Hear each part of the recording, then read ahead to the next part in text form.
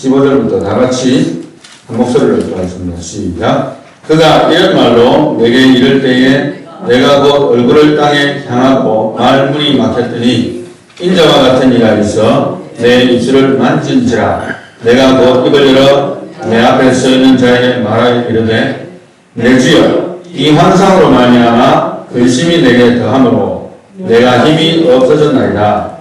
내 몸에 힘이 없어졌고 호흡이 남지 아니하였사오니 내 주의 이 종이 어찌 능히 내 주와 더불어 말씀할 수 있으리까 하니 또 사람의 모양 같은 것 하나가 나를 만지며 나를 강건하게 하여 이르되 큰 은총을 받은 사람이여 두려워하지 말라. 평안하라 강건하라. 그가 이같이 내게 말하며 내가 곧 힘이 나서 이르되 내 주께서 나를 강건하게 하셨사오니 말씀하옵소서. 그가 이르되 내가 어찌하여 네게 왔는지 내가 아느냐. 이제 내가 돌아가서 바사 군주와 싸우려니와 내가 나간 후에는 헬라의 군주가 이를 것이라. 아멘.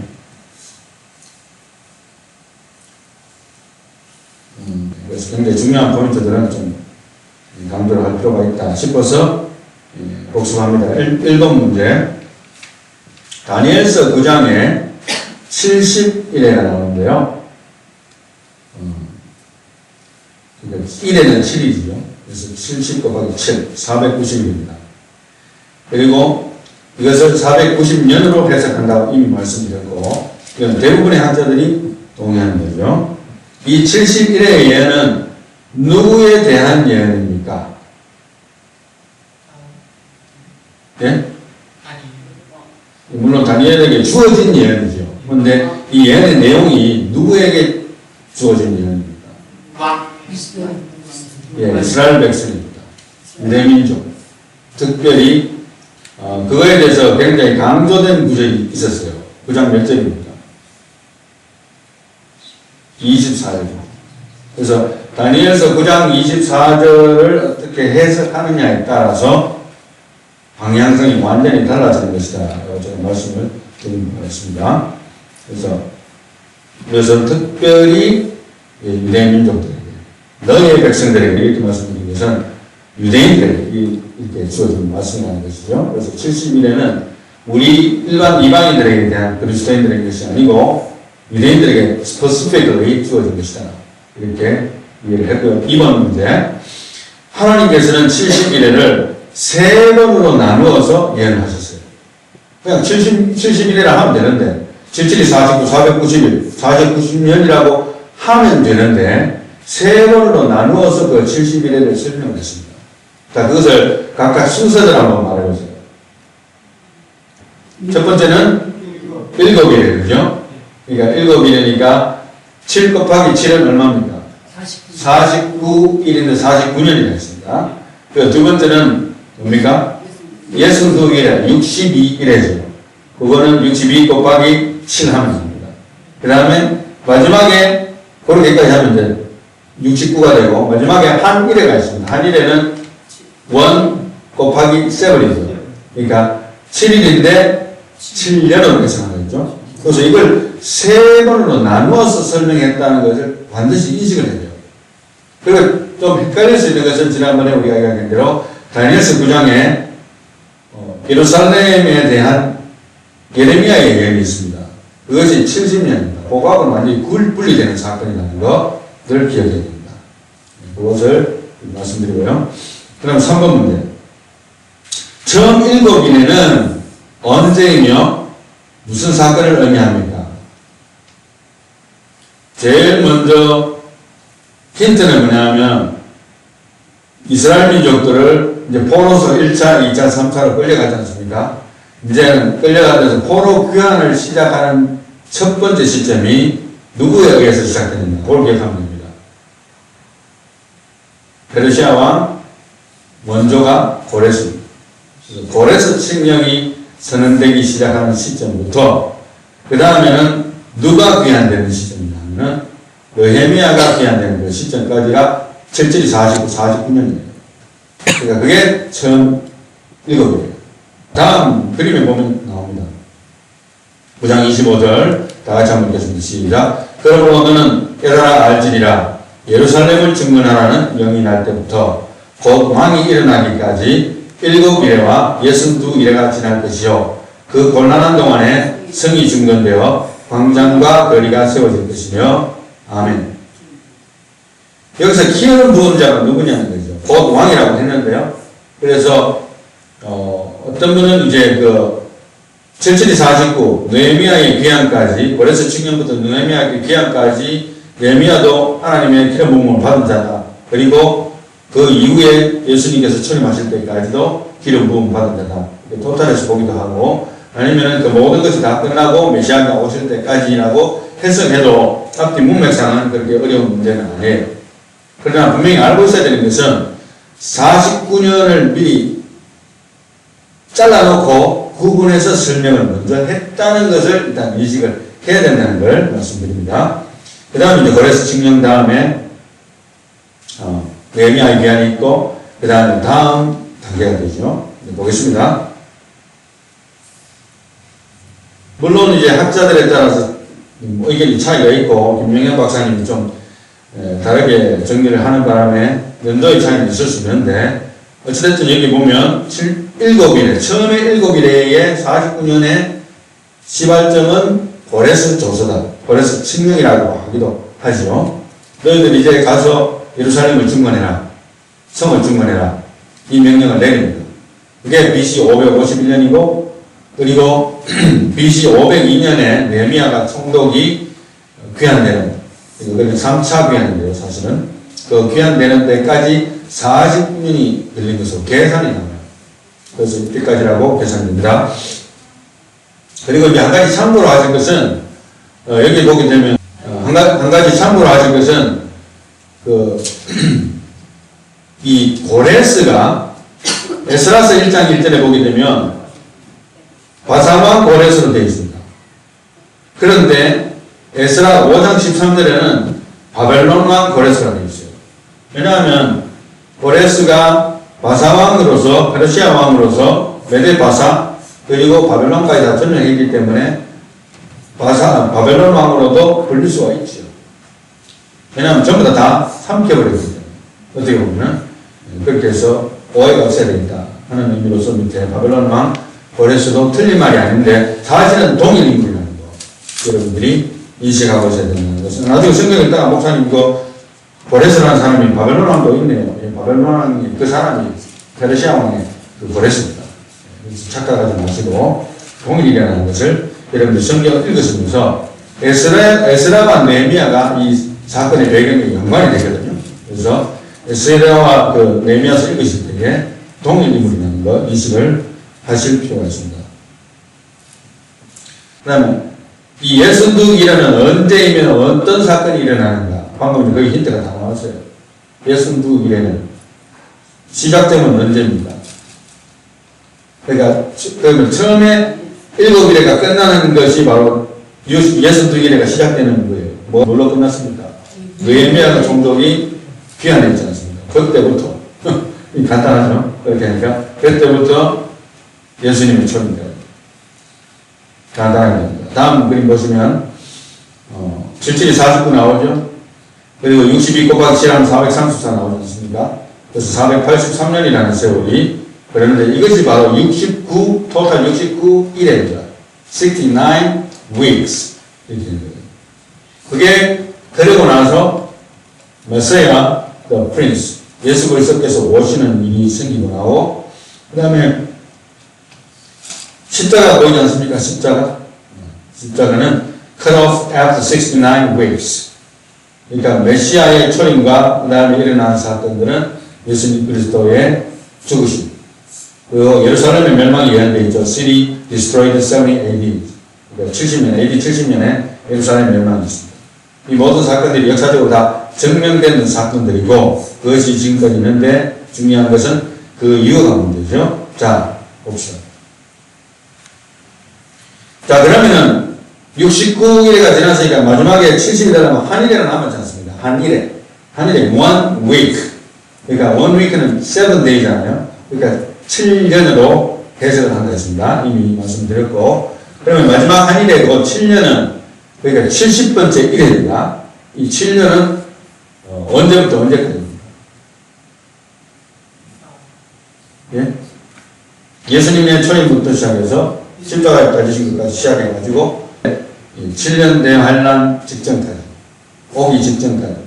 이제 7년 대환란이 오기 전에 여기에는 말하는 rapture, the rapture라고 해가지고 정말 보면 the rapture라고 해가지고 휴거가 일어난다고 차트에 기록되어 있어요. 원래 제가 이것을 반대로 했었는데 지금 현재로는 제가 이걸 인정할 수밖에 없는 상황이에요. 그래서 지금 현재 저한테 빅 체인지라고 말씀드렸지만 7년 대환란이 누구에게 주어진 세븐데이라고요? 7년이라고요?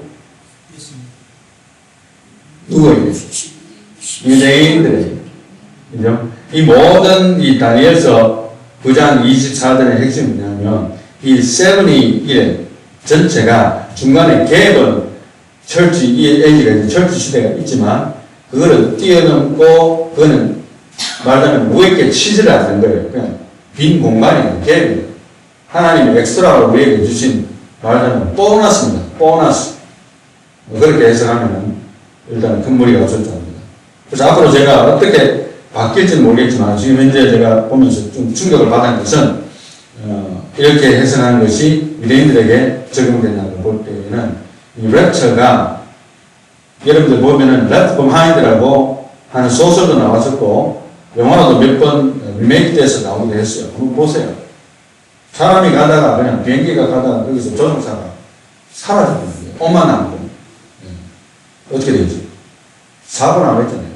물론 엑스트라 조종사가 있고 오토 시스템이 있겠지만 이제 그런 일들이 일어날 법한 것을 상상을 해서 주어진 일들이죠. 다니엘이 본 마지막 이상이에요. 그리고 이 마지막 이상은 언제냐? 1절 다 같이 보겠습니다. 시작. 바사왕 고레스 제3년에 한 일이 벨드사살이라 일어나 다니엘에게 나타났는데 그 일이 참되니 곧 큰 전쟁에 관한 것이라. 다니엘이 그 일을 분명히 알았고 그 환상을 깨달으니라. 아멘. 원래 그 다니엘이 공직 생활을 해가지고 제일 마지막에 공직 생활을 끝낸 때가 언제입니까? 이거는 연도는 여러분들이 기억하지 못해도 여러분들이 한 가지 기억해야 될 게 있어요. 그것은 바사왕 고레스 원년의 마지막이죠. 이 성경에 기록되어 있기 때문에 우리가 뭐 연구할 필요도 없어요. 성경에 다 나옵니다. 그래서 여기 보면 바사왕 고레스 제3년이라 했거든요.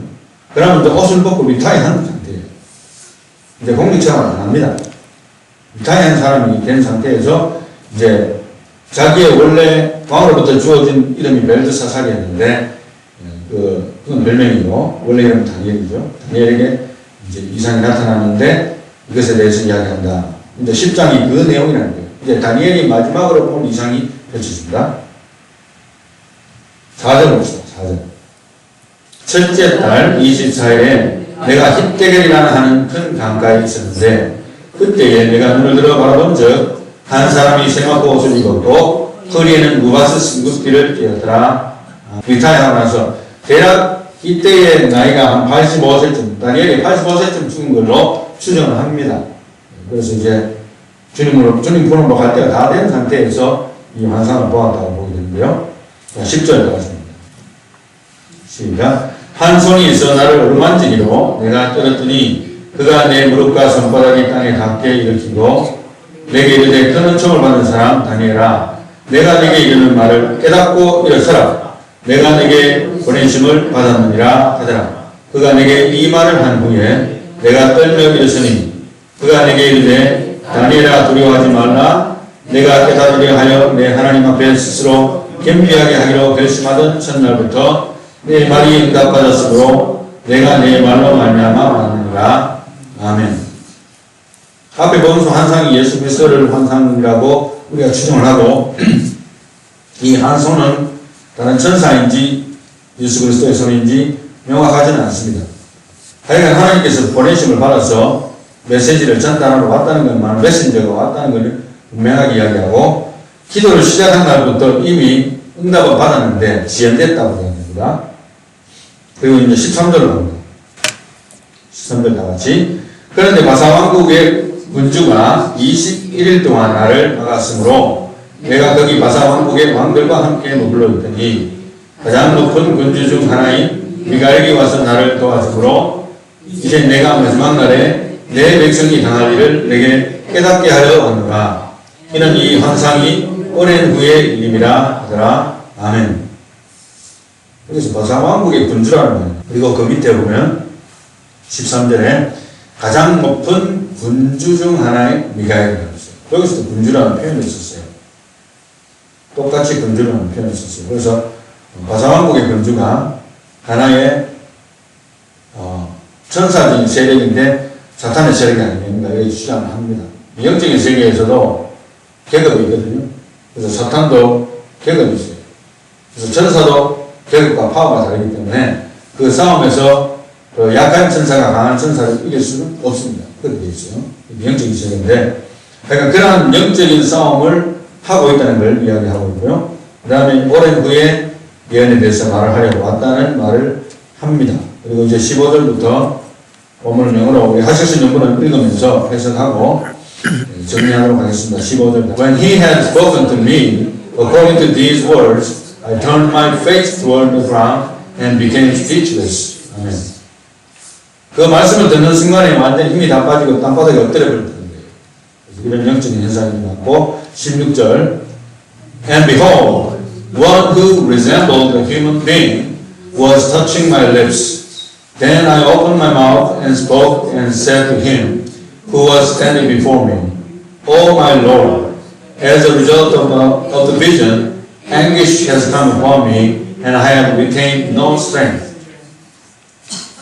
그러니까 내 입술에다가, 다니엘의 입술에다가 그 사람같이 생긴 존재가 터치를 하니까 이제 말을 하게 됐지만 내가 힘이 없습니다. 이렇게 고백합니다. 그 다음에 17절 다 같이 For how can such a servant of my Lord talk with such as my Lord? As for me, there remains just now no strength in me, nor has any breath been left in me. 아멘. 나에게는 지금 숨 쉴 수 있는 에너지조차 없다고 고백합니다. 18절. 18절 같이 시작. Then this one with human appearance touched me again and strengthened me. 아멘. 참 재밌는 것은요.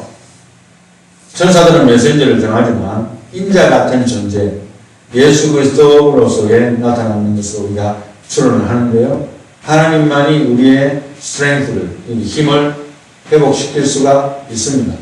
그래서 그 모습을 보여주고 있고 19절 달아줍니다.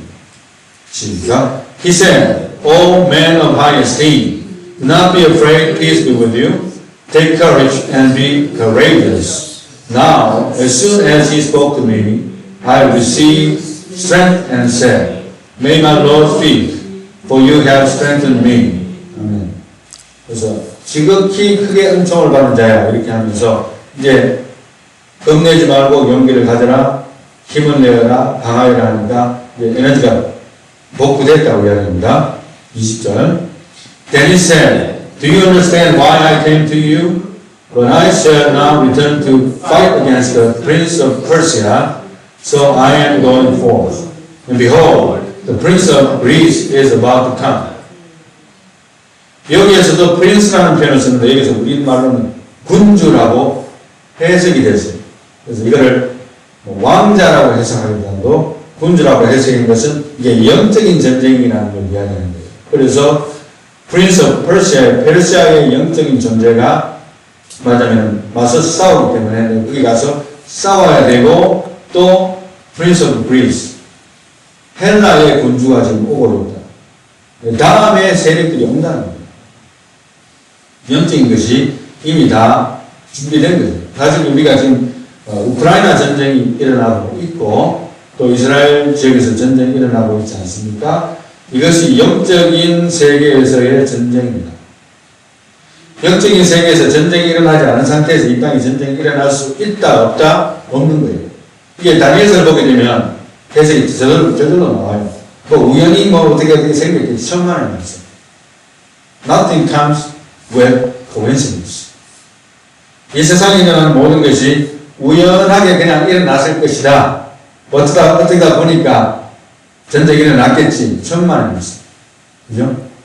여기에서 다니엘서도 철저하게 그렇게 설명을 해주는 거예요. 영적인 세계가 이미 펼쳐지고 있는 거예요. 영적인 파이링이 천사와 사탄의 전쟁이 지금 일어나고 있는 거예요. 그것을 보여줍니다.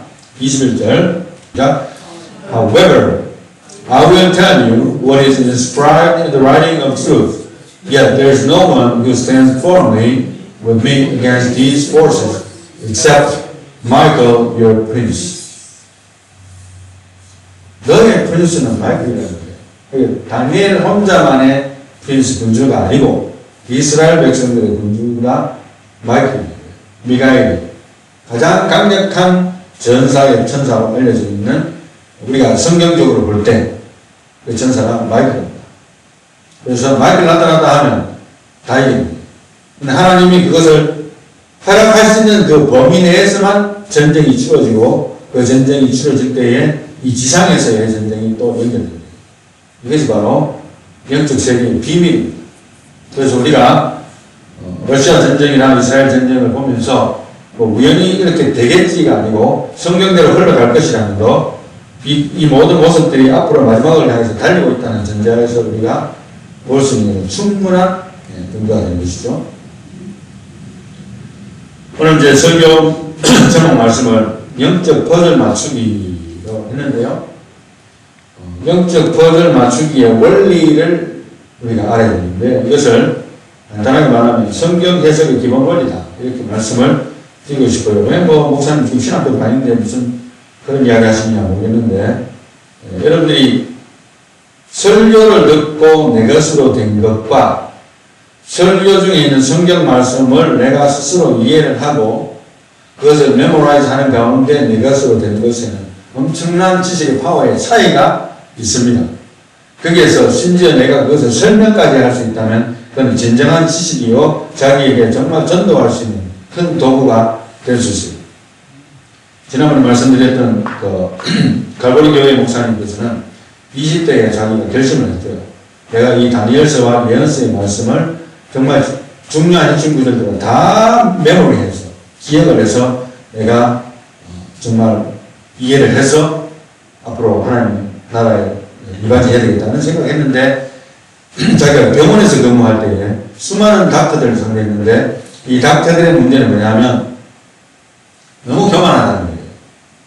정말 하늘을 위에다 걸고 있을 정도로 교만한 마음이 많은 그런 사람들이라도 본인이 다니엘서를 그렇게 집중적으로 공부함으로써 그 사람들을 많이 하나님 앞으로 굴복시켰대요. 이 다니엘서 말씀을. 그래서 다니엘서 말씀을 우리가 정말 다 외운다. 그리고 다 이해하면서 다 외운다면 여러분들이 그 어떤 사람들한테도 반박할 수 있는 정말 영적 지식이 풍부한 사람이 될 수 있다. 그래서 다니엘서를 다 외우시기 바랍니다. 할렐루야. 그 다음에 이제 성경은, 첫 번째로는 성경은 성경으로 해석하는 것이 가장 중요합니다. 물론 성경 해석의 기본 원리가 많겠지만 성경은 뭘로 해석한다? 성경으로 해석합니다. 유튜브로 해석하는 것도 아니고 참고서적으로 해석하는 것도 아니고 두 번째로는 1차적으로 문자적 해석과 문맥적 해석이 중요하다. 지난번에 우리가 다니엘서 9장 몇 절이 가장 중요하다고 했습니까? 24절. 24절을 이해해야만 그것이 그 예언의 집중적인 대상이 이스라엘 백성이라는 것을 우리가 인정하고 들어갈 수 있다고 했습니다. 아니, 목사님, 우리가 영적으로는 다 이스라엘 백성 아닙니까? 그걸 이야기하는 게 아니죠. 영적으로는 물론 우리가 이스라엘 백성이지만 다니엘서에 나온 70일에는 특별히 따내가지고 하나님께서 유대인들에게 부어준 특별한 예언이라는 거, 그걸 인정하고 난다면 이것이 7년 대환란도 우리가 거기 나오는 서브미의 트리블레이션도 유대인들에게 하나님께서 다루시기 위해서 마지막 때에 준비하신 환란이 아니겠는가라고 충분히 추론할 수 있다는 거 말씀을 드린 것이죠. 이제 세 번째, 다니엘서는 다니엘서로 해석함을 우선한다. 다니엘서를 해석하는 데 있어서 물론 요한계시록도 참조하고 에스라 네헤미야도 참조하고 역사적인 배경이 되니까, 그죠? 그 다음에 또 아울러서 에스겔서, 여러 가지 예언서, 요한계시록 풍부하게 또 마태복음 24장 많잖아요. 그래서 많이 참고를 할 수 있지만 가장 다니엘서를 잘 해석할 수 있으려면 다니엘서 자체에 있는 내용들을 먼저 읽고해서 거기에서 연관되는 걸 찾아야 돼요. 그래서 다니엘서는 다니엘서로 해석합니다. 요한계시록은 요한계시록으로 해석하는 먼저 우선을 하고 그 다음에 다른 데에서 찾아보는 거예요. 그래서 그 원칙을 하는 것을 중요하게 강조하고 싶고요. 그 다음에 네 번째는 저자와 주요 쓰신 대상을 파악할 필요가 있다. 그러니까 주로 이 메시지를 받는 대상이 누군가를 생각하면서 읽을 때에는 오해가 없는데 이 말씀은 도대체 앞뒤가 안 맞는다. 잘 나가다가 삼천포로 빠진다. 이런 느낌이 드는 것은 저자와 주요 쓰신 대상을 제대로 파악하지 못했을 때 빚어지는 결과가 될 수 있다. 이렇게 생각을 합니다. 마지막으로 다섯 번째로는 성경 전체 66권이죠. 세상 역사도 기록된 역사를 비교해보고 고려해볼 수 있다. 이렇게 말씀드립니다. 이제 마지막 차트 지난번에 보여드렸지만 한 번 더 점검하고 결론 내리도록 하겠습니다.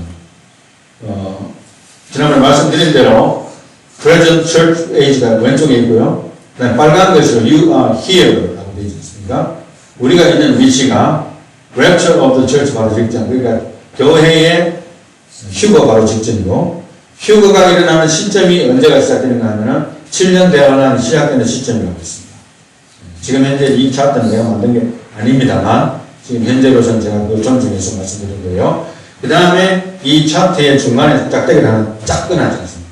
그 위에 desperation, desecration의 성전을 이제 더럽히는 거예요. 그 다음에 앞부분에 3년 반이 있고 뒷부분에 3년 반은 이제 본격적인 환란이 되는 것이고 7년 대환란이 유대인들에게 주어집니다. 그러면 우리 들림받지 못한 사람은 뭐합니까? 남아있는 사람들은 이제 그 다음 순서를 기다려야 돼요. 믿음으로 버텨나가야 돼요. 그 다음에 이제 7년이 지난 다음에 뭐가 오느냐? The Return of Christ. 그러니까 지난번에 말씀드린 대로 예수님의 재림이 두 번이 아니고 랩처는 따로, 왜냐하면 마지막 날발에 순식간에 부활하는 말이 있기 때문에 우리가 랩처도 순서가 있다고 했습니다. 나중에 계시록 하면서 우리가 정리를 해나갔지만, 그래서 Return of Christ가 있고 그 다음에 천연왕국이 있고 마지막 심판이 있고 영원한 천국에서 지내는 일이 있을 것이다. 이렇게 하고 아마겟돈 전쟁이 또 그 사이에 있는 걸로 연결되어 있어요. 사실 아마겟돈 전쟁이 천연왕국 이후에 있는 것으로 계시록에 나오는데 그것도 우리가 다시 한번 계시록을 하면서 정리를 해나갈 겁니다. 일단 대략적인 타임라인을 보면서 제일 중요한 핵심이 뭐였습니까? 세븐의 트리블레이션이 유대인들에게 주어진 것이라는 것을 우리가 다니엘서를 통해서 추론해 볼 수 있다. 저는 절대적이라고 말씀을 드리지 않겠어요.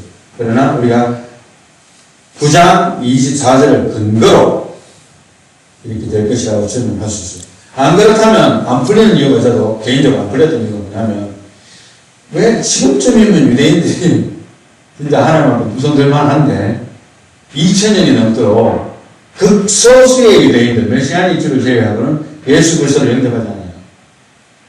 그래서 마지막 때 이 세븐위의 트리블레이션을 통해서 그들에게 대대적인 회개가 일어나지 않겠는가 하고 이제 추론을 한번 해보는 겁니다. 그래서 우리가 제가 절대적이라고 말하지 않지만 이런 관점에서 우리가 지금 현재 예수 그리스도께서 오시는 것보다도 우리가 휴거할 날이 얼마나 남지 않았다고 추론할 수가 있다는 말씀을 드리는 것입니다. 자, 이제 결론입니다.